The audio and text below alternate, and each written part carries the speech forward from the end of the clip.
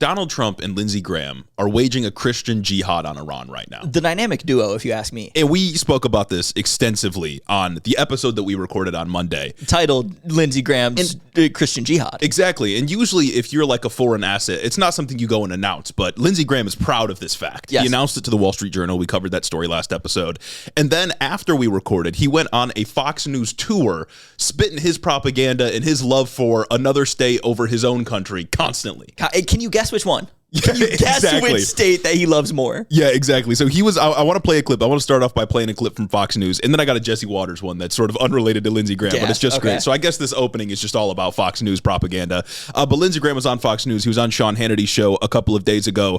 And they were talking specifically about how Lindsey Graham is disappointed that our allies in the region aren't stepping up. Saudi Arabia needs to step up. UAE with their army of like 10 dudes needs to step up. Okay. He was upset that like Spain said we couldn't use air bases to strike from there on the Middle East, whatever. So Lindsey Graham was upset, and this is what he's talking about as we go into this clip here on Fox News. Crucial context. That's right. So here's Lindsey Graham. I go back to South Carolina. I'm asking them to send their sons and daughters over to the Mideast. What I want you to do in the Mideast, to our friends in Saudi Arabia and other places, step forward and say, this is my fight too. I join America. I'm publicly involved in bringing this regime down. If you don't, you're making a great mistake, and you're going to cut off the ability to have a better relationship with the United States. I say this as a friend. Get your people killed. Yeah. Senator Lindsey Graham, I agree. The president begged, even after Operation Midnight Hammer, begged the Iranians to do a deal. Yes, begged he them. did. Yeah. This and is they smoked them out. He proved, to the world they are who they are. Religious Nazis. President Trump, you tried. You know what? You're takes doing one the to know right one. thing. God bless you for trying. God bless you for destroying this regime. And Spain, Macron, and Great Britain, they either wake up. This is their tipping point moment too. Just like the Middle East, Saudi Arabia, you decide now. UAE, decide now. Qatar, decide now. Because I'm a little sick and tired of the constant threading of needles. They wanted the Iranians stopped as much as the Israelis did. Absolutely. Truth be told. What? God bless Israel. All right. We should move all our stuff to Israel. Thank you.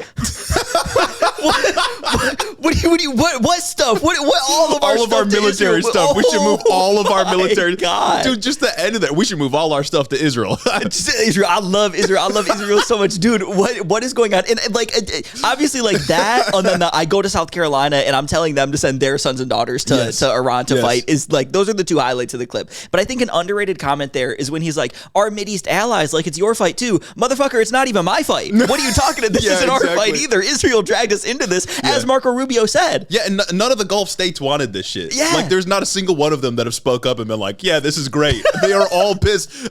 Well, for one, because they keep getting hit by Iran because they host U.S. military bases, but also because all of the commerce in the area is shut down except for, like, Chinese boats. Yes. So, like, of course, all of them are upset, and none of them actually want Like this. their It's just fight crazy. too, brother. It shouldn't even be our fight. There shouldn't even be a fight to begin with. Should not be a fight. This entire thing was started because of literally who knows. Totally unprovoked. It's very funny. But this other clip I have is from Jesse Waters. Okay. Not related to Lindsey Graham's jihad, of course, his Christian jihad. This is Jesse Waters talking about, actually, I don't think I want to give too much of an introduction to this clip just because this is how the broadcast starts. Really? He just comes right in, like Jesse Waters' primetime show comes on, and he just opens up with whatever this is? It's a Fox News alert. This is how it opens up. A Fox News alert? A Fox News alert after the selection of the new Ayatollah. Jesse Waters comes in, and he gives his people the news, completely unbiased, as we can expect from Jesse Waters. Fox News alert, Iran went back to a monarchy. The Nepo baby's the new Ayatollah. The mullahs spent 45 years denouncing hereditary dynasties, and they just crowned a king. Khomeini Jr., the boss's son. He's 56, no resume except his last name. He's like Iran's Hunter Biden, except Kid Khomeini was treated for ED 3 times. What? Treated for ED? Yes. That's what he said. What kind of ED are we talking about here? I think you know what kind of ED we're talking about. It's fucking absurd. Just absurd. Iran's Hunter Biden is crazy. Oh, dude, honestly, I got it. The writers are cooking with that one. Yeah. The Jesse Waters writers cooked with that one because that hits exactly how it needs to for the type of divorced dads that watch Fox News. That's oh, my exactly God. what I thought. And it's just, it's so funny that, like, the Fox News response, at least Jesse Waters' response to the selection of the new Ayatollah is to, like, roast him. Yeah. And to claim that, like, he's illegitimate or something like that. Like, what sway are you going to have? And what does this propaganda even do? When you're Fox News, you can't really engage with that news in any other way, because engaging with it in any other way means that you have to accept that, like, Trump going out there and saying that he will not accept the Ayatollah's son being the Ayatollah Khomeini's son, Ayatollah Khomeini being the new Ayatollah.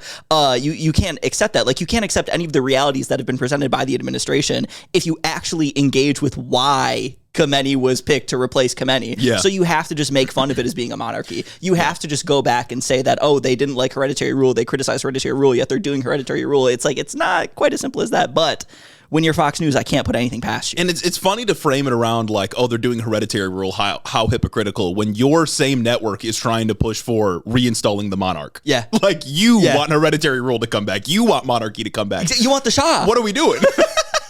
Anyways, I just thought that bit of propaganda, man. Perfect. That's so awesome, dude.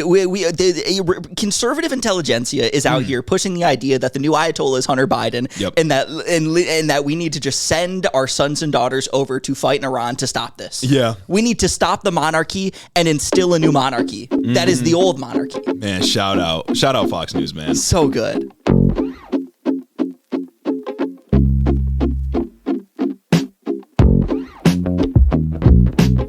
Welcome back to Head in the Office, everybody. You're listening to Wartime Reports. That's right. Number one war news right here, baby. You know exactly where to show up for on every Wednesday and Friday if you so happen to be a weenie. And if you want to get your news when it happens, you know where to go. Patreon.com. Just Head in the Office. Need I say more? So today we'll be talking about the mining of the Strait of Hormuz. Not good. Not good. And other disruptions to the region. Today we're going to talk about how you're never going to want to drive anywhere pretty soon. Yeah, we'll be talking about, the increases to the cost of oil and the cost of gas. We got some updates on the story about us just hitting a girls' school and then lying about it consistently.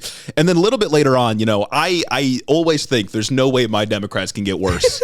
And every time they do, man, they impress me with how bad they can be every time. And we got a story about my Democrats later on. Yes, we do. Like, explicitly, like Alyssa Slotkin too. Oh, like, yes. I go into like this episode show notes. I go into preparing for what's going on, thinking there's no way Alyssa Slotkin could have done something that garners my attention again. every episode. Here I am. It's like she plans her bullshit around the time when we record. Yes. This just happened yesterday, and man, it's incredible. So stay tuned for that. But before we get into the episode, we will once again ask you to consider becoming a patron. Please. You get early access to all of our stuff. You get commercial-free episodes, and most importantly, you'd be supporting our broadcast here, independent media that's trying to make something shake. You get to support your favorite biased wartime reporters. Yeah. And what more could you ask for? Well, in a war like this, I think it's important to be biased. Exactly. Maybe a little dogma is necessary. Get this right. Like, it's $5 to get the early episode access. Yeah. Pretty soon, gas is going to be more expensive than that. Yep. HITO or 1 gallon of gas? I think the equation is or a clear. third of a gallon of gas. Or a third of a gallon of gas. I think the equation's pretty clear, guys. Yeah, better not see any cancellations amid rising gas prices. No. Because it's like, just treat the Patreon subscription like you would treat gas. I got to go to work. Exactly. I got to listen to something on my way to work. Come on, folks. The equation's clear. Yeah, what's the point? I mean, even if you do switch up and get gas, there'd be nothing to listen to while you drive. You might as well not drive. Type shit. So consider becoming a patron and staying a patron. Staying a patron. Patreon.com/HeadInTheOfficePod. It's all down there in the description. You can also subscribe to our Substack. It's completely free. You can subscribe to our second channel on YouTube. A video will probably be going up Friday of this week, tomorrow and for us. That's completely free too. If it's done in time, maybe Saturday. We'll see what happens. But that's coming pretty soon. All about the different interventions that we've waged around the world. Very bad stuff. You can also follow and subscribe on all the other stuff down in the description to support the show. And lastly, you can leave a 5-star review on Apple Podcasts or Spotify. And we'll read them here on the show. This first one on Apple from KVAC77. As a blue-collar worker in America, listening to this podcast keeps me sane after hearing my boomer coworkers glaze Trump all day. Hell, I wouldn't wish on my worst enemy, considering the moment that we're in right now. Really, for the last year, like, having to listen to that that's got to be something. Having to be around those people. Insane. Those people's got to be crazy. This next one from Alexander Shamilton. You just created a million Joe Manchin. So true. 5 out of 5 redacteds for this JKLMNOP compliant podcast. Wow. I thought it was going to be an acronym, and then they got me. I grew up in Arkansas, but I live in Indiana now. So spiritually, I am also a quirked up Midwestern white boy. As a person who suggested Manchin's Dead Center for a book review, I am naturally disappointed, but understand Shapiro's book needs to be reviewed soon. We'll get there eventually. Before the man inevitably runs for president. That said, Manchin's book clearly won without all the fraud. Manchin's book clearly won without all the fraud. Oh, of course, because there was fraud for Jeff Shapiro's book votes. And if you out. Guys could find me 11,780 mansion votes. I'd much appreciate it. Keep up the great tertiary news work. And of course, I condemn Hamas and all forms of political violence. Yeah, I will say, we mentioned last episode we're sort of pre-planning some content for next week, and part of the pre-planning was going to be Shapiro's book. Yeah. But we honestly don't have time to read and document that because of fucking war. Yeah, I was gonna say, like, I was so ready. Like, I wouldn't say I was geeked, because like I don't think I could ever be geeked to engage with anything Josh Shapiro, right? But like I was ready to dive into this book and then tear apart whatever I come across. Yeah. But then war broke out, and now I got to look at gas. Yeah. So and now I got to look at bent crude. Unfortunately, we're going to have to wait a little while, and hopefully once war news dies down, we'll have some time to actually get into reading some literature. Yes. Some written word. This last review from J. Rub Rez, 5 out of 5 stars, highly recommend. I can't express to you how surprised my husband was to learn that not only was I listening to a podcast hosted by 2 white men, but I'm actively paying a subscription for it. He is now a fellow HITO head, and we quote our favorite tertiary news source daily. Please send us and our fellow woke Bears fans regards as we sacrifice the soul of DJ Moore and were rewarded moments later with the firing of Kristi Noem. Huge. Only for Mark Wayne, let's take this outside Mullen to replace her. Seriously though, keep up the great work, and thank you for getting me through my in-office work days. P.S. Count me in as willing to up my tier for a 3rd episode a week. If that's not possible, try cutting out your $5 coffee to buy a house in cash.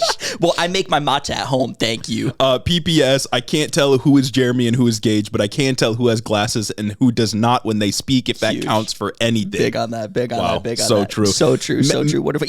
There's a lot of talk about the 3 episodes a week, right? So much talk. There's so much talk the 3 episodes a week. Not feasible right now. I can tell you that. I can guarantee you that right now. The audience is buzzing. But the audience is buzzing. Yeah. And I got to say, if you want us to do that, we're going to have to up this Patreon, guys. Oh, yeah. No, bigly. It's non-negotiable. We're going to have to up this bigly. And that may mean we're going to have to engage in some Netflix behavior. We're going to have to crack down on these HITO household subscriptions. Yeah. You guys are sharing Patreon accounts between each other. I don't think we can stand for that anymore. When you go to the church and you give tithe, they want a percent of your income. That's not a percent of your income. That's a percent of your household income. Yeah.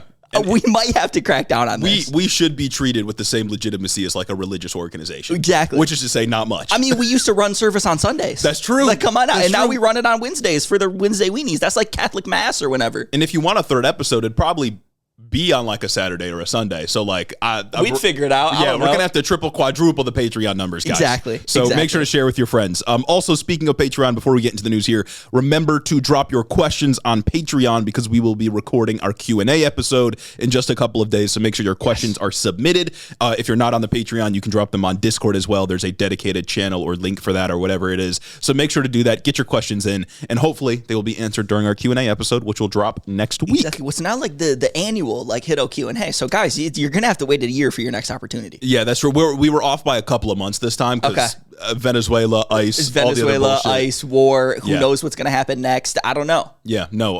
The Trump administration is just a bunch of bullshit, and it stops us from doing goofy little gimmicks. Yes, and forces us to do our actual job, which is not fun. It's fucked up, guys. It's kind of ridiculous what we're going through. But while we're talking about things that are fucked up, what is equally fucked up in the world right now is obviously what's going on in Iran. Yes, and news broke this week, I believe, by CNN. CNN recently reported that sources familiar with U.S. intelligence told them that Iran has begun laying mines in the Strait of Hormuz. That's really bad. That's not good. Sea mines suck. Mines in general just kind of suck. Yes. Obviously, like, sea mines, I'm sure, are probably easier to clean up than the ones that get in the ground and then stay in Laos forever. I've heard the opposite. Really? Yeah. I mean, I'm not a munitions expert. I don't know anything about the logistics. But neither am I. I'm just guessing. Mines broadly very bad because they're hard to clean up, and if you hit one, nobody ever wants to go in that area ever again. Exactly. And they just kind of hit things indiscriminately. Like, if there are mines in an area, you completely shut down like everything from going through that area. Obviously, Iran knows where they're laying the mines. They know what courses they can chart to go through that, but nobody else does. Yeah. And it's just kind of wanton destruction, and it's just another reason why what Trump is doing, the war that he's engaged with, his war of choice, is just going to destroy the global economy. Yeah, it's a very maximalist position from Iran, because obviously once you lay the mines, nobody can really go through. Yeah. Or at least most people won't be willing to go through, so you're going to impact like yourself as well. But it seems they've them choosing this route was an entirely predictable consequence. I would not be surprised, because we got reporting before this war officially kicked off that there were several Pentagon officials that were saying, hey, don't do this. This is a bad idea. Who'd have thought? And then Trump went and did it. And I can almost guarantee you that at least one of those generals was like, there is a severe risk of them mining the Strait of Hormuz, and that will effectively shut down a large percentage of U.S. oil production amongst a bunch of other commodities. Guys, 20% of the world's oil flows through the Strait of Hormuz. Yeah. And Iran is shutting it down.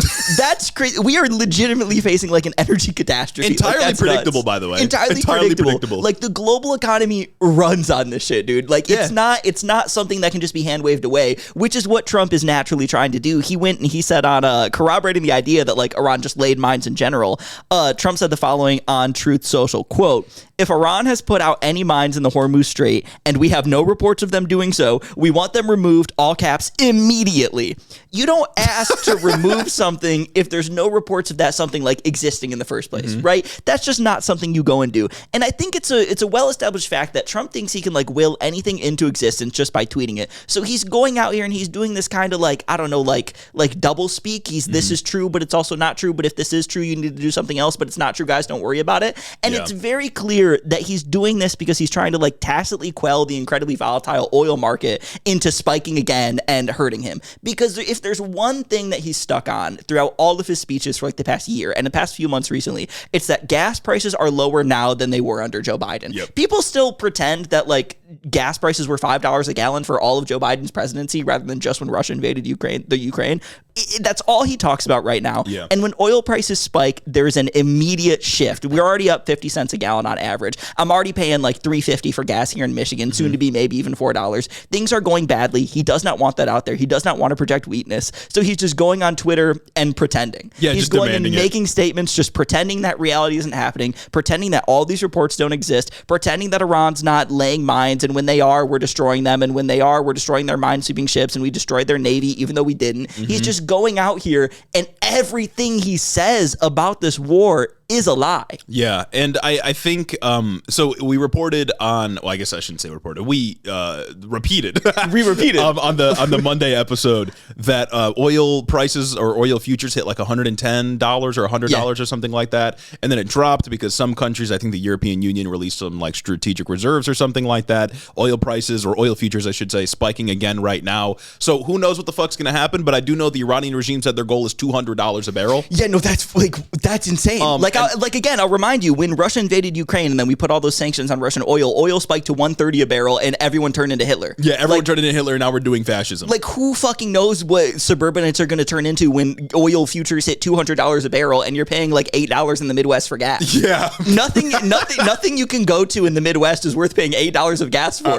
That's crazy. No, it's insane. I don't know if the Iranian regime can actually make that happen, but I would suspect if they lock down the Strait of Hormuz for long enough, we would get there eventually. I think so, yeah. I don't know. It's like, and it's $200, that's like a doomsday number, kind of. Like, that's like an absolutely insane number, highest in history. But even if we get to 130 again, 150 again, that's still going to have crazy ramifications for the globe, global trade, and what our neighbors are going to do. Like what regular suburban Hitlerites are going to say. I don't know if it's going to galvanize people against Trump. I don't know if it's going to do whatever, but it's going to be shitty and awful and suck because all of our pocketbooks are going to get a little lighter because of something that did not need to happen. Because when you mine something like the Strait of Hormuz, when you mine such a small area that controls 1/5 of the world's oil trade, you are tanking the global economy, right? It's the kind of thing that naturally just will spike the oil market. Yeah. And it did. Well, it's like the Strait of Hormuz stuff, and then also I think the Gulf states are having trouble storing all of I think their storage is full, so they can't produce any more oil. And then of course on top of that, for some goddamn reason, we are hitting oil depots, and Iran in response is hitting oil depots in the neighboring Gulf states.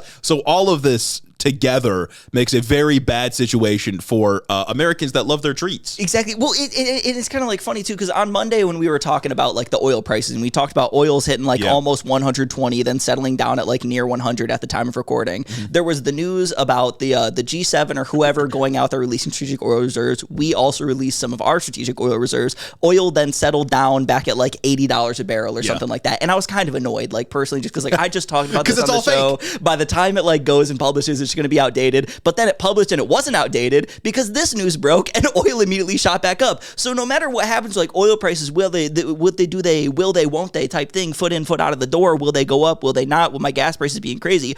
All I know is that the market may not be whatever it is when we say it, but all of us are going to be paying higher gas prices, at least in the near future, no matter what happens, because the volatility is going to be baked into increased prices. Yeah, and isn't oil like entirely speculative? Like the entire market is based on what people think is going to happen. It all is. Well, yeah, that is the problem with like global capital, is that everything is just speculation. Yeah. But I think oil specifically is like subject to a lot of speculation. So an unstable environment on a commodity that is entirely speculation based, not good. Not good, especially when, again, the entirety of America entirely based on driving. Yes. So not going to be good.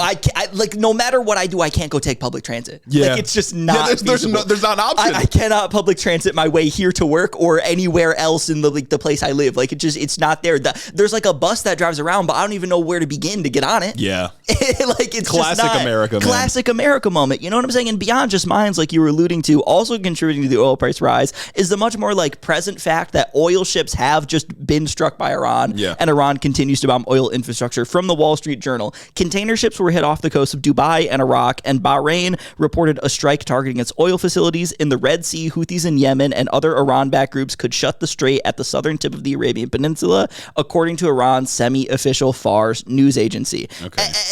It's just shut down. Like, it's just shut down. Yeah. I was looking at CNN reporting earlier before we started recording, and they were showing like maps of like a heat map of shipments moving through the strait.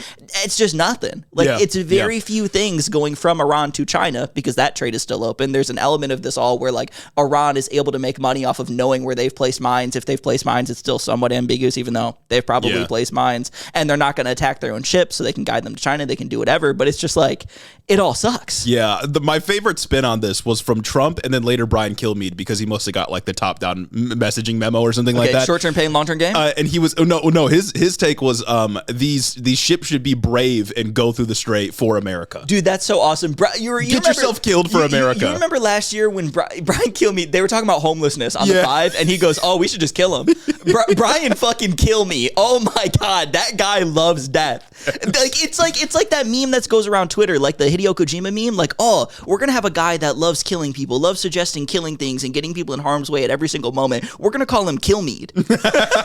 Yeah, we're gonna call him Brian Kilmeade, and he's gonna want to kill everybody around. What we don't live like, reality really is just strangier than fiction, cornier than fiction. Yeah, you couldn't write this shit and it be convincing. He was literally like, show some courage. Like, if you want to help America, if you want the Iranian regime to fall, martyr yourself so I can have cheap gas. What are we talking about? Well, martyr yourself for the dying American empire so I can have my trinkets and treats and drive around safely. You won't even get the cheap gas because the boat's going to hit a mine and blow up. Literally. And then nobody else is going to do it. Like, it's so funny. Guys, if we just send all of our ships in there at once, they surely can't hit them all. Yeah. Yeah. And it's like, it's not just individual. It's a very like mercantilist view of the world to think it's like a bunch of individual captains moving commodities around. It's a bunch of companies that are telling their boats, don't sail because we don't have insurance. But Brian Kilmeade said, just do it. You should just be brave and you should just go do out there, despite the risk to human life, which is important above all else, and also the massive financial risk, and also the environmental risk of just blowing up a fucking oil tanker and having a massive oil spill in the Persian Gulf. Yeah, so I want to see Brian Kilmeade at the helm of one of these ships, and I want to see Lindsey Graham dropped into Tehran since he wants boots on the ground. Oh my God, bad. Wouldn't that be beautiful? Yeah. Wouldn't that be so lovely if all these guys that are talking a big game about all the people they want to kill. I saw another clip of Lindsey Graham say, we're killing all the right people in Iran. I would not be saying that when reports are getting more and more solid of us killing like over 100 schoolgirls in a school because we struck on outdated information. Yeah. But given Lindsey Graham, there's not a person over there that he probably wants alive. Yeah. These people are genocidal freaks. That's crazy. It's insane, dude. It's insane. Holy shit, dude. I cannot believe Brian Kilmeade. Just dude, it's crazy. It's funny because he aligns himself with dudes like Pete Hegseth. And you remember Pete Hegseth, was it before Venezuela? Or it was when the boat strikes were happening and we were just killing random people in the Caribbean. He did that news conference where he's like, you all sitting in your air-conditioned offices are telling us what we can and can't do, as he sits in his air-conditioned office and tells somebody to kill somebody else from the sky. Same thing's going on here. All these Republicans love to tough talk about war and tough talk about who should go out there and sacrifice themselves and who should die for the cause, whatever fucking cause this is, however just this cause may be, while they sit on their fucking TV shows in their $1,000 suits doing whatever. Doing nothing, man. Yeah, no, I can't imagine. They tell people like you should just sail through. Be brave. Be brave. Like, come on, man. And how does he still have a job? How did he have a job after the "we should kill homeless people" incident? How does he have a job after this? To be a Republican like pundit, reporter, whatever you call these people on Fox News, is to just say whatever intrusive thought comes into your head that's racist and vile and murderous. Yeah, it's not even like a courage thing. Like the sailors might be scared, but it's not like a fact of being scared. All of their like shipment's gonna blow up. Yeah, like they're just gonna lose a bunch of merchandise. Yeah, like it's just go die for me, please. Yeah. Oh my fucking God, that's actually awesome. Yeah, but on the concept of this, like, Brian Kilmeade wants these people to sail through just the strait by themselves on their lonesome, be brave and courageous and do this and fight off the Iranian missiles themselves. If you remember, like sometime last week, Trump said not to worry to the ships because the U.S. would escort ships through the strait. So let's take look at an update on that one. Yeah. Also from the Wall Street Journal. Something totally real that definitely will happen. Something totally real that Trump was saying, guys, don't worry, we're going to escort every single ship through here, even though it's just like drones flying in. It was fucking stupid when he said it, and it's still stupid now. From the Wall Street Journal, the U.S. military has turned down requests to escort tankers or civilian ships through the Strait of Hormuz, with defense officials saying it won't do so until the threat of Iranian fire has eased. The head of U.S. Central Command said its focus remains on destroying Iran's missiles and drones. We're not going to escort you until you don't need the escort anymore. Okay. They were never going to escort anyone in the first place. It's just another example of Trump getting on here, saying some dumb shit on Twitter. People take it as fact, at least people in his base take it as fact and act like we're being the strong nation, and nothing backing it up. Oil prices are skyrocketing. Iran is laying mines in the Strait of Hormuz. Iran is attacking ships and oil like infrastructure in Arab nations and in and around the Strait of Hormuz, and we are not escorting ships through there. There is nothing that can make this better for Trump, except the complete like cessation of all of this. Yeah, he just made up some bullshit so the markets wouldn't react so harshly. Exactly. And it's crazy that like a lot of the times his statements do calm markets because none of it's real. It seems to be like the only thing that calms markets. Yeah. And like that, if nothing proves that this shit is all just like speculative, wouldn't it be this? Yeah. Like, why would anyone, this is going to be a theme throughout the episode, right? Why would anyone believe Trump at this point in Trump's second term? Why would my Democrats believe Trump? Why would investors believe Trump? Yeah. But yet here we are at every single term. My Democrats love to take him for his word when it comes to like, I don't know, we're in the war now. And my investors love to take him for his word when he says that oil prices aren't going to go up. They say, okay. Man, so many people I claim they're all mine. Trump also this week held a very bad press conference where he said that the war is both almost done and just getting started. First postmodern president, I suppose. Where's Jordan Peterson when you need him? Yeah. What about all the criticism of these postmodern neo-Marxists? Oh my goodness, they've infiltrated. The New York Times also just put out a report, which is fucking insane, man. According to the Department of Defense, the first 6 days of war with Iran has directly cost the government $11.3 billion. That's $2 billion a day. Yeah. That's insane. Yeah, and this number does not consider the cost of building up the strikes in the first place, so prior to the war actually starting, replacing the spent munitions later down the road, and the much broader economic impact of the increased cost of trade and shipping and oil and all that other kind of stuff. So we are just draining money for no reason right now. That's so sick. I love just hemorrhaging money as a country so that we can hemorrhage money from the global economy by absolutely just killing oil. Yeah. Like it is like the US and Israel, and I guess like Iran even at this point just got together and said, let's fucking kill everything. Yeah, but let's just crash everything. Iran in like self-defense, self-defense. But the U.S. and Israel just did this, and it's like, did they not expect this to happen? And the thing I want to latch onto here is a couple of months ago, everybody on the right wing was freaking out about the Somali fraud, quote unquote, story, right, out of Minnesota, and that price tag was $250 million. It is literally 2% of the $11 billion our government has already spent on a war with Iran. Well, and they're not saying a damn thing. Well, but Those were brown guys doing it. Ignore the white woman that was at the head of it. Those were brown guys doing it, though. Yeah, of course. When brown guys scam money from the government, that's the greatest evil that anyone could ever commit. But when a drunk white guy, Pete Kegsbreath, goes on there and he scams money from the government by just, I don't know, fucking killing people because he's got a murder boner for it. Yeah. That's like cool and awesome because the White House can post an edit. Yeah, we can spend infinite money on war. Yes. But if there's even like a chance that I can demonize an ethnic group for some fraud scheme that was led by a white woman, I'm going to do it. Yeah, money, how can you pay for it only matters when it comes to like giving out aid to people in need. Yeah. When it comes to just killing anyone that you want, it's totally cool to spend unlimited money on that. And my Democrats seem to agree. Yeah, man. Every dollar that is spent by your government is a moral determination, right? They are making a determination about what is important to them. And rather than using, the billions and billions of dollars that will be spent on this war on, I don't know, healthcare, housing, something people need, we're choosing senseless death and destruction. That's so fucking $11 billion already. And that was just the first 6 days of the war. We're not even counting. We're past 6 days at this point. I think we're in day 12 or 13, like Shout as out of the time of this war. recording. 12-day war, man. We've already surpassed the previous Iran war. And again, there's no end in sight for what's going on right now. Trump is saying it's ended and it's just getting started, and he's trying to like kind of move back the 4-week timeline. Even then, there's no doubt in my mind that we're going to be in this for a minute. Yeah. Like I just like I don't see an exit strategy, especially if Iran is willing to just like kill the global economy, like in their defense. Like, yeah, I think what Trump wanted was a Venezuela-style decapitation and then capitulation. I think that's what he was going for. And it seems like everybody around him was either warning him of that and he ignored them, warning him that it wouldn't work and then he ignored them, or they were lying and saying, oh, this will be quick, in and out, no problem. And it's clearly not that, because like you said, there's no exit strategy, and I don't even think there is an off-ramp that they could take if they wanted to at this point. That's what it is, because it's like, even if Trump wants to pull out in another week, even if Trump wants to do the 4-week timeline, because this like somehow like public opinion gets to him for the first time in forever, right? Yeah. Like, how do you actually like get out of here? I don't think you can. Do you just stop and then Iran is just like, cool?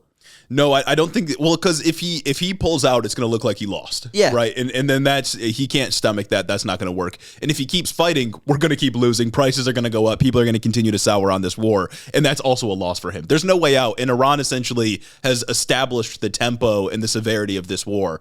And it seems like there's no way for us to do anything about that. And they're just doubling down and doubling down. And that's why without boots on the ground, I think. Exactly. Yeah. And that's why last episode we were talking about like the world is just a worse place because Trump did this in the first place. Like there are some events, like you can't put the genie back in the bottle. There are some things that happen. There are dominoes that get pushed over, and they will have an effect no matter when you try and like take something out of the chain. Like things will be different because of this, and it's just a wonder as to like how different will they be. Will Iran chill out if we chill? I don't know. And it's like, can you even like put it past them if they don't? Obviously, I want them to, because I want the world to be a safe and stable place, and I want the Mideast to be a stable place. But like, they've been vindicated. They have every reason. They have every reason to continue to like, what is it, like shelter themselves from Western influence, or continue to antagonize themselves against the West, because look what the West did. Exactly.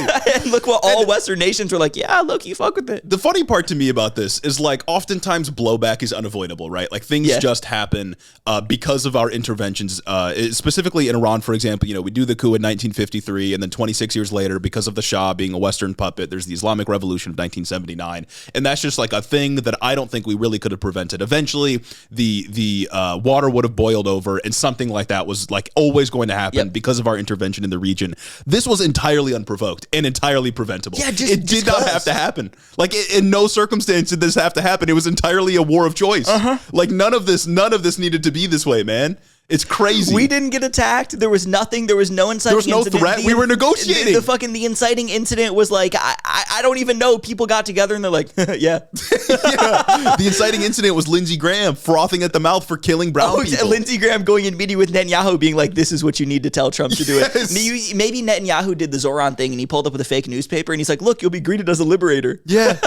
Like, Jesus Christ, man. There just was no reason for any of this. It's so awful. No, it sucks. It's way too expensive. The $11.2 billion in the first 6 days is genuinely an astonishing number. It's a baffling number. Like, holy shit. The estimates are ranging for like $1 billion a day. I thought was not a reasonable number, but like a number that I could both believe and was still outrageous because the whole event is outrageous. You're telling me like $2 billion a day and counting? Yeah, well, and that's the DOD number. This is from the DOD. God. They gave I believe it's a classified hearing to people on Capitol Hill, and that was reported in the New York Times. The DOD said the 11 billion number. Wow. So that's not like an estimate. It's not people making projections. That is from the Department of Defense. That's just straight up what they spent with their accounting. And we know how much they love to pass audits. Yeah, no, and we know for sure that it's probably a lot more than that based on the number, the cost that they aren't counting, such as damage that's going to come in the future and what it costs to actually build up in the region in the first place. So it's definitely a lot more than $11 billion. And I just think it's so hilarious how like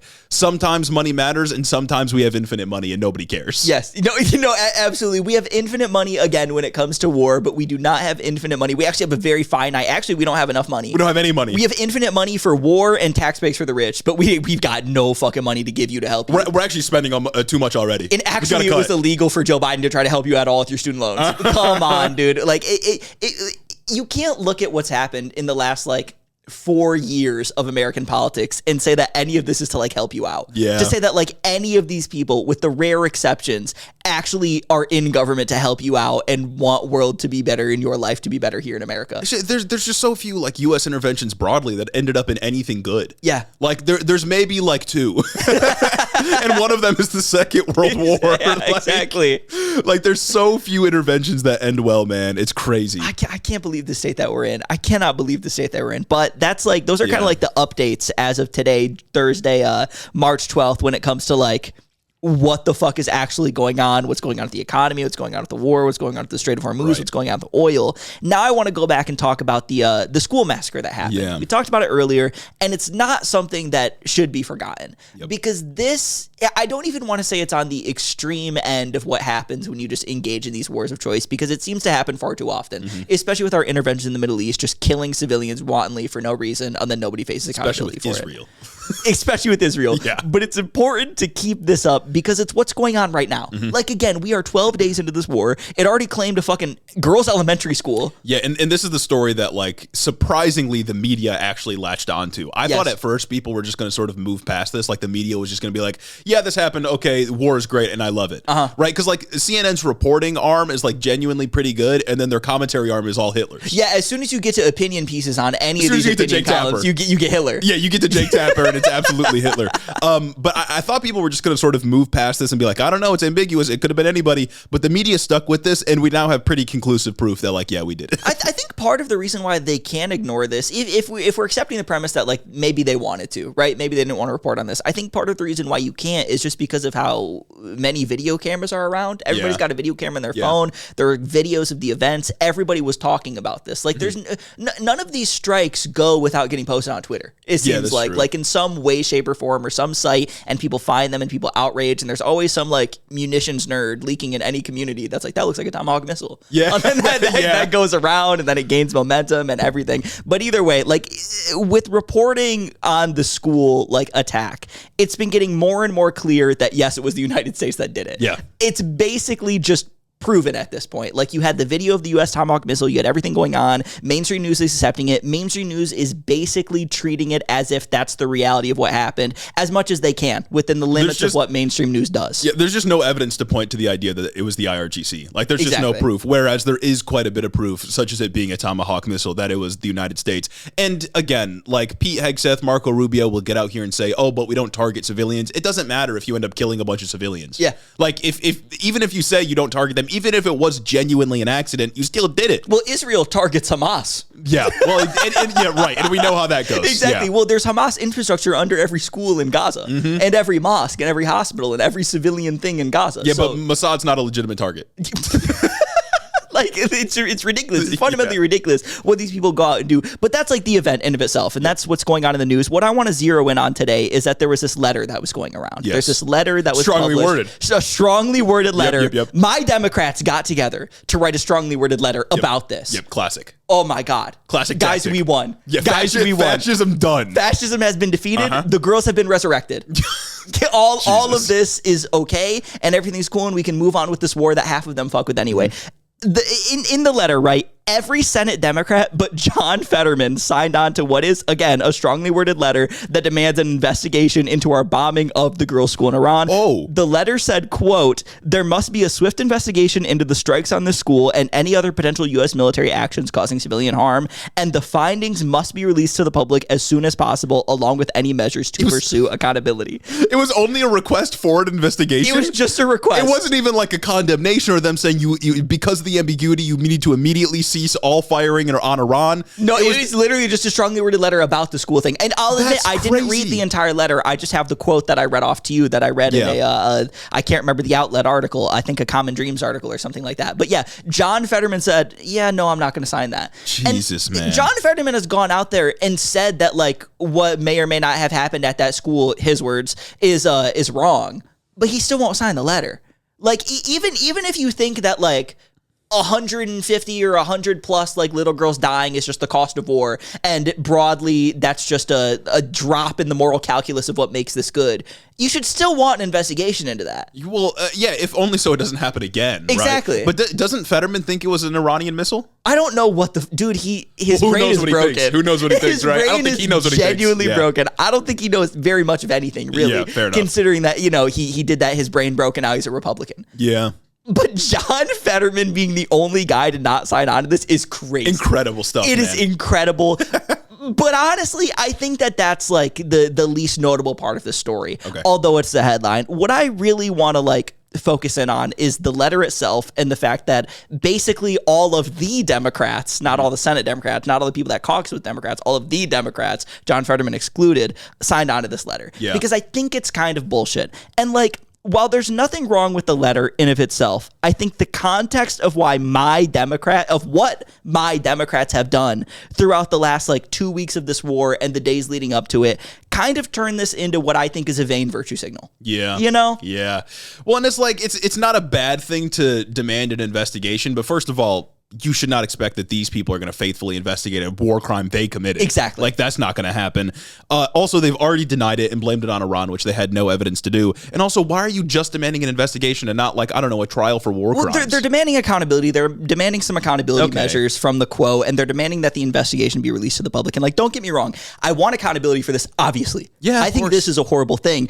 And I don't think the calls to make the materials public, I don't think the calls to condemn this, and I don't think the calls to demand accountability from whoever was responsible for this are bad at all. Yeah. Right? I want all of those things to happen. But if I'm looking at this realistically, like what you said, it doesn't like fucking matter though. It has no teeth and it won't result in anything meaningful because who's this going to go to, Pete Hegseth? Yeah. They're going to investigate themselves and find they did nothing wrong. Yeah. Or even if the DOD investigates themselves and says, oh yeah, we made an oopsie. Do you remember during the Afghanistan pulled out? I know exactly what you're talking about. Yeah. There was an instance where we sent a strike on this car that was taking water from like some place to another place, like a refugee camp. I don't remember the exact specifics of it. It was an NGO guy. Yeah. It was an NGO worker who was transporting water. We thought he was a terrorist and we fucking blew him up and like killed kids in that strike too. It was like 6 kids too. Yeah. Like 6 kids died in that. And then the DOD said, oh, oopsies. Yeah, and nobody got punished. No accountability, no nothing, no whatever. Mm-hmm. I don't think this will be any different. No. I think that's wrong. I think it's wrong for nobody to be punished in both of these instances, but it's not going to be different. Pete Hegseth constantly goes out there and talks about how we need to unleash our war fighters. Yeah.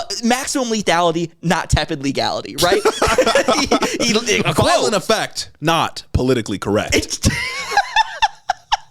I can't, dude. He's dumb as hell. He's dumb as hell. So he takes this mentality that like there's no accountability measure that you can impose on our warfighters that wouldn't stop them from engaging in maximum lethality when they need to. Mm-hmm. So therefore, there's no civilian casualties that are unjustifiable because if the people that are pushing that button to kill people, a pretty big responsibility, have to think about what they're doing, they're going to hesitate and it's going to be bad. Yeah. That's the mindset that these people have right now. That's the mindset that Pete Hegseth has emboldened and like inspirited into the DOD. Yeah. No, and all these people doing this. It's the same shit with like the peace through strength motto that always required strength to be projected onto somebody. Yep. And of course they were always lying about being like the pro-peace guys. Exactly. Like clearly they're not interested in peace. They just started a fucking war. And it's like there are a trillion clips of Trump being asked about this instance and being like, I don't know about that. Buddy, you've been asked about it like 30 times. I think you know about it. The New York Times story came out and somebody asked him like a follow-up based on the new story, based on the revelations that we got from the preliminary investigation or whatever. And he was like, man, I don't know. Like, these motherfuckers lie. Like, don't believe them. Like, there's no reason to treat them like they are a, like, credible body, like they're an honest body, like they're a good body acting for the good of people anywhere in the fucking world. No, they don't give a shit, man. They don't give a shit. But again, that's one aspect of this. Okay. They don't give a shit. Honestly, these feed into each other. If you want these kind of things to stop, if you want us to not kill 100+ schoolgirls in a strike that we had wrong information on, if you're a Senate Democrat and you abhor the idea that the U.S. military struck a girls' school and killed over 100 kids, then you shouldn't just write a strongly worded letter. You should go out there and say, I'm not going to fund this war anymore. Yeah, the deeper issue is the war itself. Right? Exactly. Right? Like, one thing causes another, yeah. Democrats love doing a little rhetoric when they have power and hate doing rhetoric when they don't. Like, it's a complete flip-flop of what they should do. We've been talking for a long time that, like, Democrats, you have no power in, like, DHS negotiations. You need to be out there and you need to do rhetoric. You need to do what you can to sway public opinion and blah, blah, blah. Whenever they don't have power, they shut the fuck up on the media. When they do have power, they're loudmouths. They won't shut the fuck up on the media, and they won't act on that power. It's ridiculous. Right now, Democrats in the House and Senate could come out and say that they refuse to fund Trump's illegal and immoral war of choice, but we aren't seeing that from the moderates because, like we've said, since this war broke out, they kind of rock with it. They fuck with it heavy, dude. They fuck with it so heavy. They don't want to exercise their power to stop this because, in the words of Alyssa Slotkin, quote, I don't rule anything out. I mean, we're in it. Yeah. That's when it comes to funding the Pentagon's possible $50 billion request for supplementary funding. That's what that was in response to. It's fucking ridiculous, man. Again, we've said this for a couple of weeks now, but, like, they were just upset that they have not been briefed on this, that they were not asked for permission. These Democrats are begging for any hint of legality to hide behind to justify this war. And because they don't have it, that's where they criticize Trump. And we saw that with all of the statements that came out immediately after the war started, like 2 weeks ago or whatever. It was all these Democrats, their frontline critique was he didn't ask Congress for permission. Very few of them actually spoke about the fact that, like, this is bad on its merits. Yeah. So, like, I don't know, man. I'm only left to assume that Democrats don't really dislike the war. They just dislike the process. Exactly. 100% right. And it's like Slotkin and moderates alike literally have the power to say no for any extra money to this illegal war. Her especially. This war that they describe as illegal. Slotkin, virtue signal video especially, thinks that this war is illegal. Alyssa Slotkin made that you have to disobey illegal orders video. And she broadcasted that as, like, this strong stance against committing war crimes, I guess. And now that we're literally doing an illegal war, she's like, yeah, I might fund it. Yeah, I might fund it. I mean, we're already in it. Like, I have to. Like, that video was meaningless. Yes. It was a PR stunt, essentially. Exactly. That's what I mean. Like, they do this rhetoric when they have power to stop things, and they don't use the power to stop it. They just want to do the rhetoric to pretend that they're wielding power at all. It's fucking ridiculous because, like, again, these Democrats don't, like, want to stop this war, or at least their actions are leading to me to believe that they don't want to stop this war because they are constantly just going along with it. They're letting Trump string them along because they're kind of happy to be strung along. So they don't use their power and they go sign strongly worded letters. Instead of wielding, like, any real political power, moderate Democrats like Alyssa Slotkin try and just wield rhetoric. But rhetoric is absolutely toothless when you have the power to back it up but don't use it. Well, and when you don't mean it. Exactly. Like every single act that the military takes every single day in this war is an illegal order. Yeah. Like, every single day they're committing or they're committing some kind of atrocity or violating the law in some kind of way because they have not got approval from Congress, and Alyssa Slotkin's doing nothing about that. She's saying nothing about that, which just shows me that whole video where she was like, oh, you have to disobey illegal orders, it didn't mean anything. Yeah. It was an empty virtue signal. She's signing a strongly worded letter about the Iranian schoolgirls massacre. The only way to stop the Iranian schoolgirls massacre from happening in the future is to pull out. Yeah. Is to not do this shit again. Like, that's it. Well, and it's not just that, right? Like, we are the reason there's these massive, like, black plumes of smoke lingering over Tehran right now, raining acid rain and oil rain onto people, causing cancer for, like, generations to come. No comments on that. No comments on that. And even, like, I don't know exactly. Look, I haven't seen every single statement out of Alyssa Slotkin, right? So maybe she has said some kind of things in condemnation of this war. But the point is that she's still toying with funding it. Exactly. And that is the worst possible position right now. This, again, just brings us back to that, like, moderate Democrat brain rot of they low-key fuck with everything that's going on right now when it comes to immigration and war, except for up to the point where it's the most aesthetically brutal, where CBP and ICE are killing American citizens or we're killing Iranian schoolgirls in Iran. Everything, like, up until those points is, like, low-key cool to them. Yeah. It's fucked up, dude. Well, I hate commercials. Me too. I hate listening to them. I hate when I hear them, whether it's on TV or on podcasts. I just can't stand commercials. They're the worst. And the one place you can go to avoid commercials like this one you're listening to right now is patreon.com/headintheofficepod. Become a patron and you get early access to our episodes, and they're all completely commercial free. No more interruptions. And you could be one of our friends. And that's arguably the more important point. And, in trying times like this, friendship is what we really need. Friendship's really important. And you can buy your way into being a friend of ours by heading over to patreon.com/headintheofficepod. Again, early access to episodes, no commercials, access to all of our content before anyone else sees it. Become a patron. And speaking to that, my Democrats. Not only do they fuck with what we're doing on immigration, not only do they low-key fuck with the war in Iran. Not only do they low-key trust Trump. They low-key fuck with the surveillance state. Love it. Many of them, man. Several of them fuck with the surveillance state. This story, again, as I said at the top of the episode, I always think my Democrats can't do something worse than they did before. There's no way they could capitulate even further to this fascist government, and they once again outdid themselves, man. Yes. I did not expect this Emphasis on outdoing themselves, too. Yeah. So here's the story. 18 Democrats just voted alongside every single Republican in the Senate to confirm General Joshua Rudd as Trump's new leader of the NSA and Cyber Command. What a way to start this off. 18? Yes, 18 Democrats. It was a bipartisan vote of like 71 different senators. That's like a third of the caucus. Yes. Oh. This includes my Democrats like Alyssa Slotkin and Gary Peters, but also... Of course it did. Of course it included Alyssa Slotkin and Gary Peters. These people are good for nothing.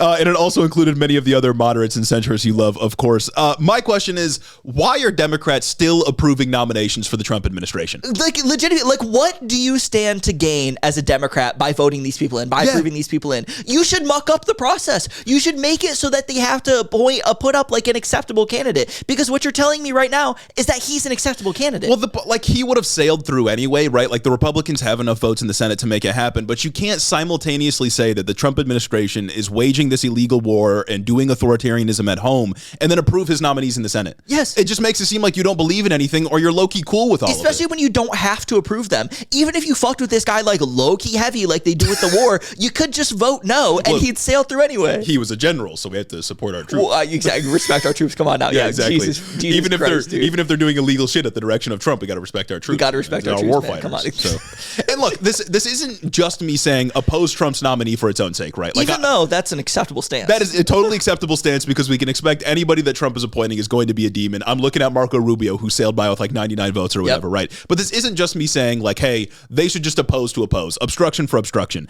The previous NSA director was fired last April. Quote, this is from Reuters, no reason was given for the firings, which took place after the Republican president had an Oval Office meeting with Laura Loomer, who said on X that she had given Trump a list of officials she considered disloyal to him. Dude, Laura Loomer. If you're in the cabinet, if you're a cabinet level position, dude, Laura Loomer for your job. No, exactly. So the previous NSA director was fired because Laura Loomer asked for him to be fired. Insane. And so that's the context of this nomination. And then on top of that, a senator in the Democratic Party, not even a progressive outsider, Senator Ron Wyden, said, hey, I think this guy is going to spy on U.S. citizens. This is the new guy, right? Yeah. Based on what I heard in congressional testimony, and 18 Democrats still voted for him. Fucked up, dude. Yes. Like, what are we doing?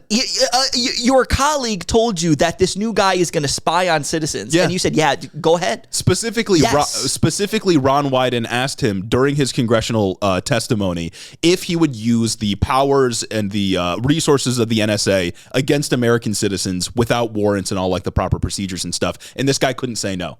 And Ron Wyden wrote a letter to the Trump administration saying, I do not trust this guy at the NSA. And it was public. Like, I went and read it before the show. And 18 Democrats, knowing that information, still voted for him. My Democrats, Alyssa Slotkin and Gary Peters. Yes. Like, do you see how fucking insane this is? Like, no, I am genuinely baffled every time I open up the news and see that Alyssa Slotkin did something else because it's not anything good. Like, again, he would have sailed through anyway, but there's no reason for the Democratic Party to give this guy the bipartisan stamp of approval because now you've essentially said if this guy does end up spying on citizens, which he was specifically asked about during his testimony, Alyssa Slotkin signed on to that. Gary Peters signed on to that. 16 other Democrats signed on to that. Like, you endorsed him. Yes. Like, he's been passed bipartisanly. So when you go around And when he inevitably does something awful that regular people do not fucking like that gets in the news, and you're asked about it, the news is gonna be like, this guy was passed bipartisanly. Yeah, and like everything is gonna be with the asterisk that he was passed bipartisanly. Yeah, we're talking about the NSA. We're talking about state surveillance. We're talking about Patriot Act shit, right? Yeah. It's the NSA.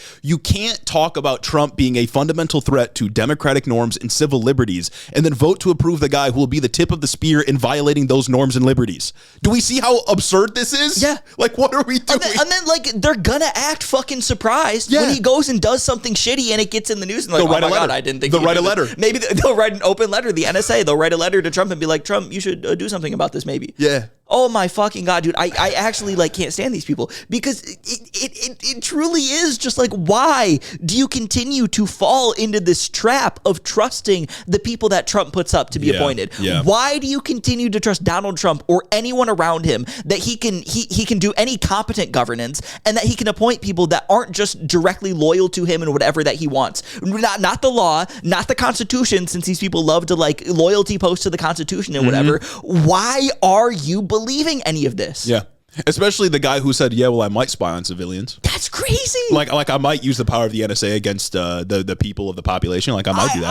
I don't want that guy out there. I don't want that guy doing any of this. And it's like I got to zero in on Slotkin here, and I got to zero in on Slotkin over Peters, right? Because Peters is gone. Peters is gone in 2026. He's retiring. He's a feckless piece of shit. Yeah. I don't like him, but he's retiring. There's not much that can happen. Alyssa Slotkin is going to be my senator for 4 more years after 2026. And she's a contender for president, apparently. She's a contender for president. Chuck Schumer has labeled her as a rising star within the party. She's constantly at the forefront of like this news. She is a voice that the news and that Democrats listen to because she won in Michigan. Yeah. So they think that everybody needs to be moderate in Michigan. Yet Alyssa Slotkin keeps fucking up at every single turn. Like, genuinely, like, why? Like, it's getting to, like, Alyssa Slotkin, if you somehow see this anywhere, this is an open invite to come on to this show and defend your fucking votes. Like, defend what you're doing. Why are you voting to confirm Trump's nominees? Why did you vote to confirm his NSA nominee? Why are you leaving the door open to fund Trump's war that you say is illegal? Why are you doing any of this? How did the nominee work out when you voted to confirm Kristi Noem? And Marco Rubio. Yeah. Alyssa Slotkin was one of the Democrats that voted like the most for Trump's cabinet nominees. How has that worked out for you? And how has that worked out for the American people? Because this is not making my life better. This is making everything worse. This is making shit worse for people in Michigan, your constituents.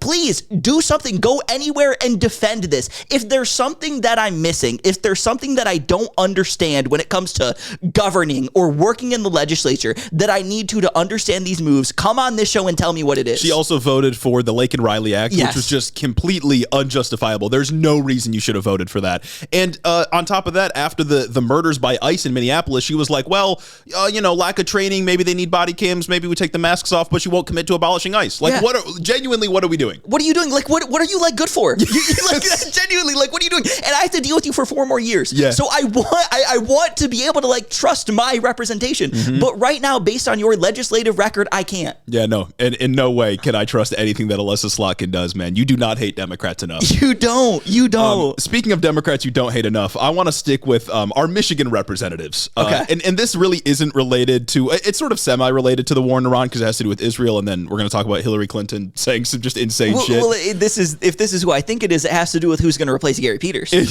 does have to do with who's going to replace Gary Peters. Alyssa Slotkin, or not Alyssa Slotkin, but Haley Stevens. I get them mixed up because they're so similar. Yes. The only difference is that Slotkin can speak normally. And yeah, somehow Haley Stevens has less aura. Yes.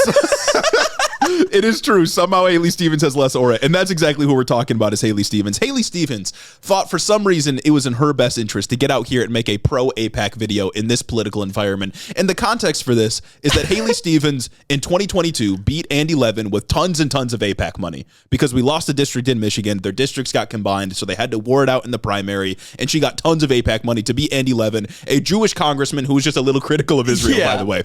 So Haley Stevens wins then, and now she's running for Senate. She's got tons tons of AIPAC money behind her, tons of out-of-state money behind her, and tons of corporate money behind her. In a political environment where AIPAC is adjusting its strategy to not give directly to candidates because that's open on open secrets and people can find that out, but instead direct their donors to give money to candidates so that they can't as easily figure out that it's AIPAC affiliated. She has the political instincts of a genius and drops this video. Or they're booting up super PACs that are named something banal like Elect Chicago Women. Yes.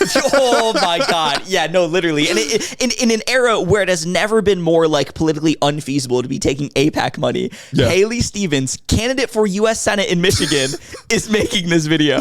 Yeah, she made this video, and you're gonna have to bear with me because there's just some abhorrent music behind this.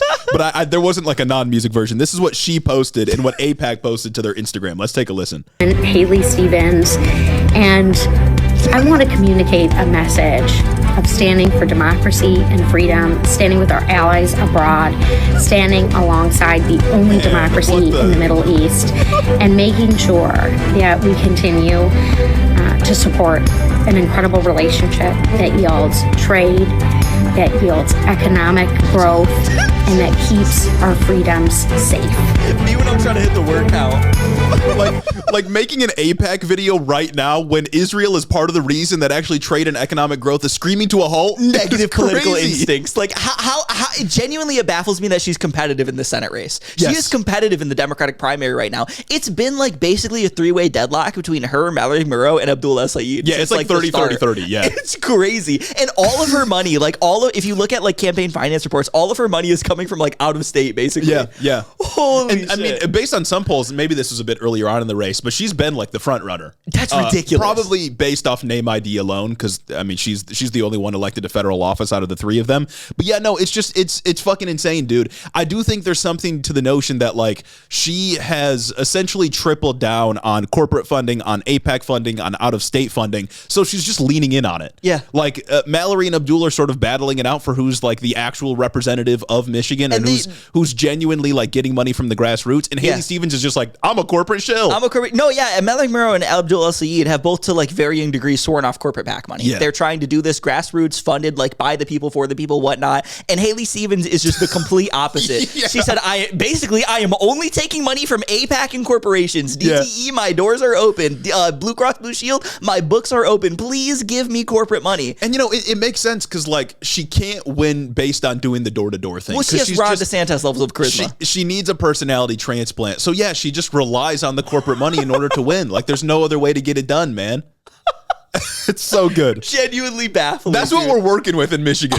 Michigan is not in a good place right now, Michigan guys. Politics is fucked. My senators are Alyssa Slotkin and Gary Peters, and my future senator could be Haley Stevens. Mm-hmm.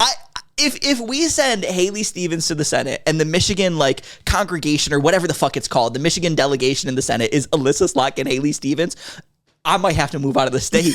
I might have to move out of the state. To get a dude to switch I up. might have to go on a tax strike because I'm being taxed without being represented. Yeah, no, it's fucked up. And lastly, for the My Democrat section, I do want to play a clip from Hillary Clinton. And this isn't like immediately relevant to a whole lot of stuff because like she doesn't really matter. Yeah. But this is her talking about the war with Iran. And I think you'll probably be mostly unsurprised about the position that she arrives at. I just thought it was really funny. And my conclusion here is that no matter who you vote for, you get Hillary Clinton. You don't vote for Hillary Clinton, you get Hillary Clinton. You vote for Kamala Harris, you get Hillary Clinton. Like it's just no matter what. You vote for Donald Trump, you get Hillary Clinton. So she's on some podcast. I think this is with like the one liberal on the five. I think this is who the other person is. But let's take a listen to Hillary Clinton's very shocking and surprising position on Iran. Nice. I think all of that is a very good signal that there is beginning to be a better understanding, both by the president and the people around him, as well as by the leaders of our European allies, that there can be common ground amongst us. And the kind of dismissiveness that we saw in the first Trump administration has been replaced by a much more obvious working relationship to the good of European security, transatlantic security, and hopefully Ukrainian security. So I'm actually encouraged. She's encouraged. This is actually deranged. There's nothing about Trump 2 that's more moderate than Trump 1. Yeah. What do you mean there's a working relationship? Dog, with who? When he put a gun to the global economy's head with tariffs and said, everybody give me a favorable deal. When he fucking literally put a gun to the Ayatollah's head, killed him, got a new Ayatollah, and is tanking global trade right now, skyrocketing oil prices. Is that the encouraging thing that she's talking about here? Dude. Is that the common ground that she's finding? There's common ground between Hillary and Donald Trump in the fact that Hillary would also want to fucking bomb Iran too. No, that's it. Like, she's just happy to see a war in the Middle East, man. She's geeked. No matter who you vote for, you get Hillary Clinton. And no matter who you vote for, you get Hillary Clinton. No matter who you vote for, you get war in the Middle East, dude. Who do I vote for to not get Hillary Clinton and not get war in the Middle East? My Democrats. My Democrats, man. It's astonishing how bad they are at this. Yeah. Jesus. And like once a month, Hillary Clinton's getting out here and saying something just profoundly stupid and evil. I don't know why is she going to run for president again? What is going on? You go and look on Twitter and you see like the headline, Hillary Clinton appears on podcast, wrap it up. Wrap it up. No, stop threatening me. Every podcast she's on, every show she goes on, every interview she does, she just says some evil shit for no reason. Yeah. Like, what is motivating her to do this? Why is she back in the limelight? Is she running for something, man? What is happening? I hope not. Jesus. I hope not. We're just being threatened with runs by everyone that shouldn't, dude. Gavin Newsom, I might run. Kamala Harris, I might run. Hillary Clinton, who knows? She might run. Jesus. Anyways, that brings us to the end of this episode. I don't got anything else. I don't got anything else either, man. What a fucking time. What a time to be alive. That's right. If you've got anything like lighter than what we've normally experienced, like something we'd talk about during a Biden week that we've missed, and you want some brevity, maybe send it to our inbox. And we might consider chatting about it sometime soon. But whoo, man, I miss Biden, dude. I feel like he would drop like dumb shit for us to talk about in a timely manner, like once every few weeks. Yep. And then the other times we could focus on fun stuff. Milk it. Trump is just doing war crime after war crime by the hour. Damn near. How am I supposed to milk this shit? Yeah.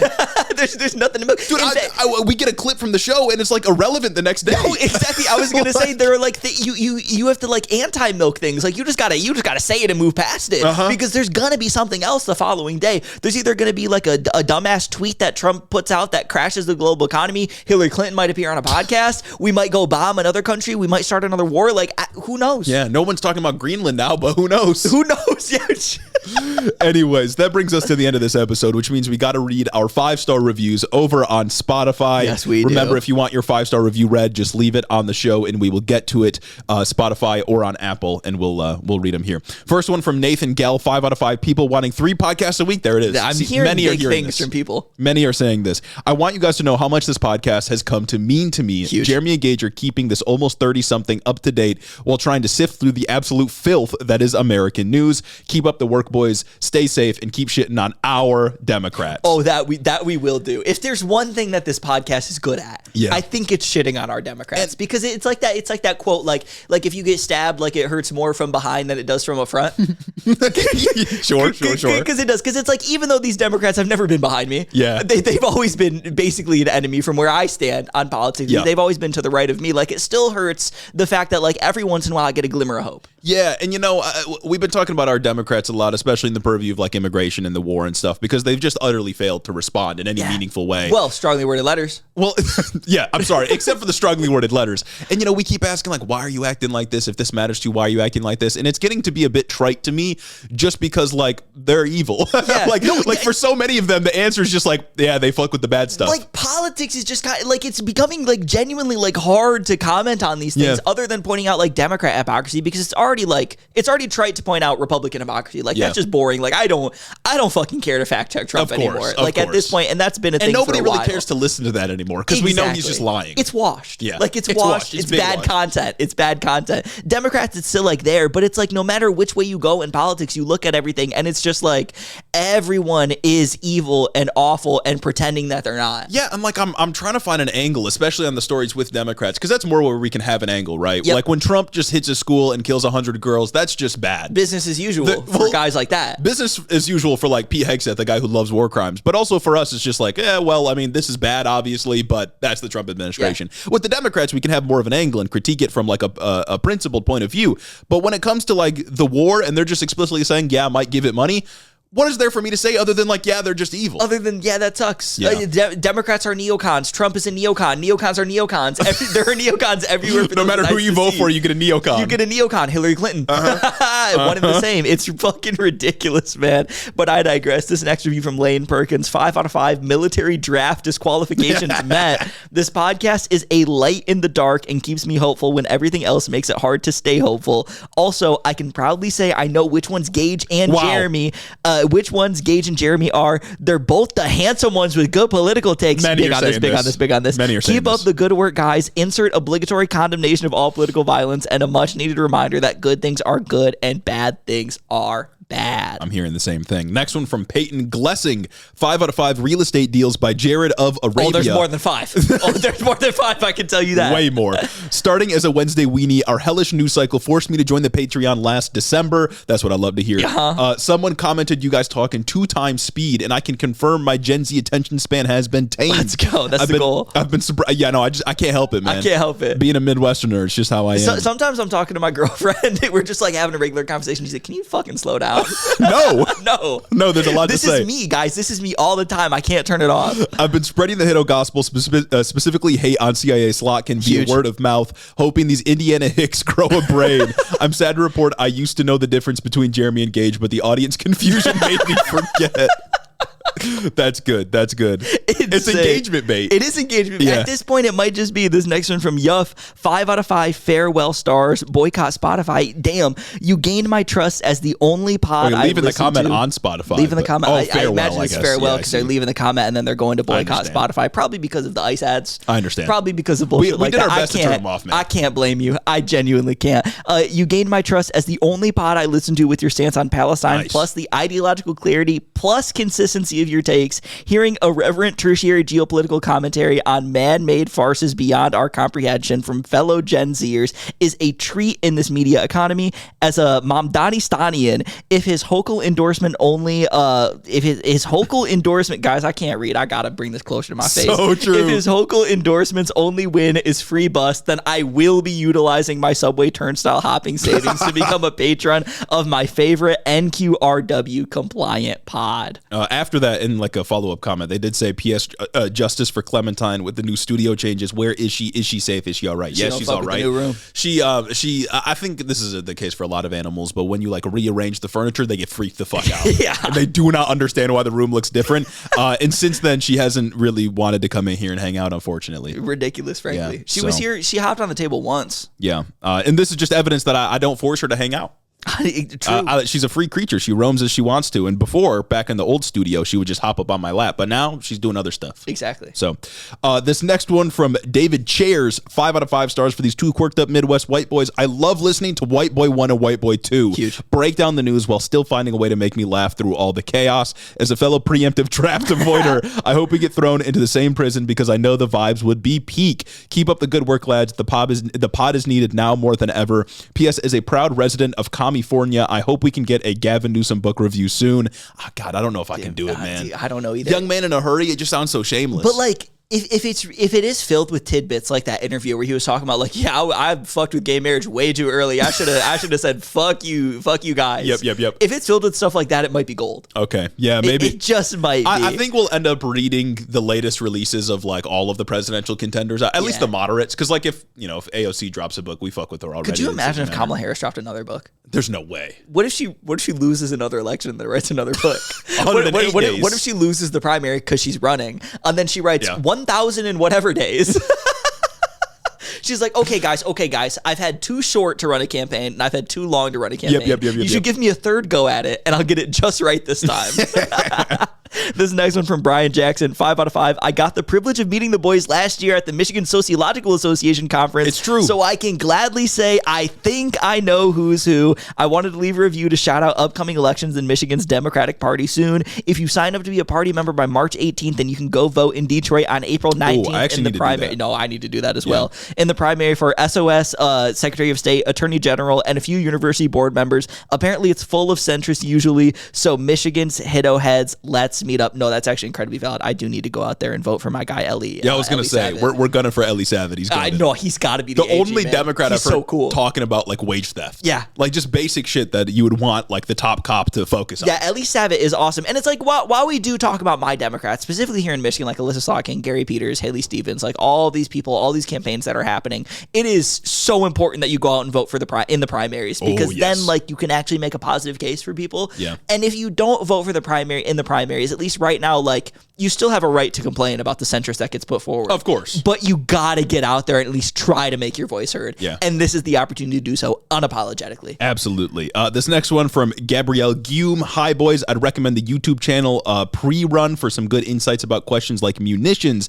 It's Pre-Run. Okay, so that's a YouTube channel. I imagine. Yes. I thought they were telling us to pre-run our stuff on YouTube. I didn't understand. Anyways, still a lot of speculation, but we can't do much better right now. He's pretty good though. His expertise is Ukraine. Also, 5 out of 5 U.S. military crusaders bringing out the apocalypse. God, I love 2026, man. This next one from Kyle Helms, 10 out of 5. Need 3 podcasts a week so I can get more shitty news delivered to me in a non-shitty way. Shout out to the Quirked Up White Boys from a fellow leftist, Quirked Up White Boy in Idaho. Wow. Thanks for all you do. So true. Next one from Lena, 5 out of 5 times I donated to Kamala Harris's campaign. Oh, shit. I condemn all other podcasts as well as political violence and those who use Zionism as an excuse to be anti-Semitic. Real. Huge. How will I add $7 gas to my budget? In the words of my favorite president, I have concepts of a plan. And don't forget to also add at least $5 Patreon to your budget too. And that's only monthly. And that's only monthly. Yeah. You got to fill up like 4 times a month conservatively. Yeah. That's a lot. Yeah, depending on that commute, it might be more than that. Exactly. Just pretend you're absorbing the gas price increase now and go subscribe to the Patreon. Go subscribe to the Patreon to help like get used to it. Yeah, make a budget trajectory and make sure that $5 or even $10 or $25 is in there. Exactly. Or even buy a house and cash too. I don't know. Genuinely, who knows? Just like make sure that you're ready to absorb the shock, because while oil prices may be volatile, HITO prices have never changed. Yeah, we're preparing you. Like the supply of HITO is not going to change. It's not going to change. And the price of HITO is not going to change. It's going to stay exactly the same, but the demand is going to go up because you'll have to be paying more in gas and you'll want to hear somebody complain about it. Type shit. And complain about it on time. Yep. Exactly. This next one from Jesse Blue, 5 out of 5 Midwestern Bears of Hope, choosing socialism over barbarism. We love to see it. Here's to converting even more pod-save listeners and finally condemning all political violence. We're just trying to consume their audience. It's great. Next one from AJ Paralis, 5 out of 5. Keep up the good fight, guys. Free press is quickly fading. Yeah, the free press blows. Yeah. You see the You talking about Barry Weiss's former free press or just the concept of a free press? Barry Weiss's I guess I understand what's going on here. The actual free press falling apart, but Barry Weiss's free press, I think, what's her name? Olivia Reingold or whatever. Who's that? Put out one of the reporters at the Free Press Reporters. Put out a story about the likes of Instagram posts of Mamdani's wife. Oh, that's who put that story out. Yeah. That's why it was like popping. And she was like, around. guys, this is a big deal. She's not just liking pro-Palestine stuff. She's liking anti-Israel stuff. It's like, shit, don't look at my likes. Yeah, shit. I hope Olivia Reingold doesn't start digging around my Instagram. She's gonna find some landmines. Yeah, the HITO Twitter's got some crazy stuff on the likes. You know, when I can't, sometimes I don't feel comfortable pressing that retweet button, but I do have to give it a little like. You know what I'm saying? This next one from RJ, 5 out of 5 entries provided by Pete. Entrees provided by Pete Hegseth with taxpayer that's money. Another thing we didn't talk about. Yeah, like $2 million in crab. Yeah, they're just like burning money, man. Waste, fraud, and abuse. No, yeah, it's fucked up. Maybe that's how you get to fucking $11.2 billion in 6 days. I wish I could spend that kind of money. I wish I had that kind of money to spend. Who knows? You could have got 11 seats on the Board of Peace for that. Yeah. Oh my God. Also, imagine. like they're spending all this money on like lobster and stuff. That's how I know boots on the ground is coming. Oh, absolutely. I saw when I was scrolling through like CNN looking for like a opinion, not opinion. When I was looking for news and accidentally stumbled upon the opinion column from the devil every single time, right? Naturally. I think I had seen this one thing that was like analysis, boots on the ground would be required to seize Iranian enriched uranium. And I'm like, oh, okay, we're getting the machine started already. Yeah. Perfect. It's coming. Maybe it'll happen in the gap between the Patreon release and the regular release on a Thursday to Friday show. You never know with the way that this administration happens, but I digress. This podcast is the glimmer of hope that woke will come back bigly that I cling to with my life. These are crazy times to live in, and as a 25-year-old, I'm quite tired tired of living through crazy world events,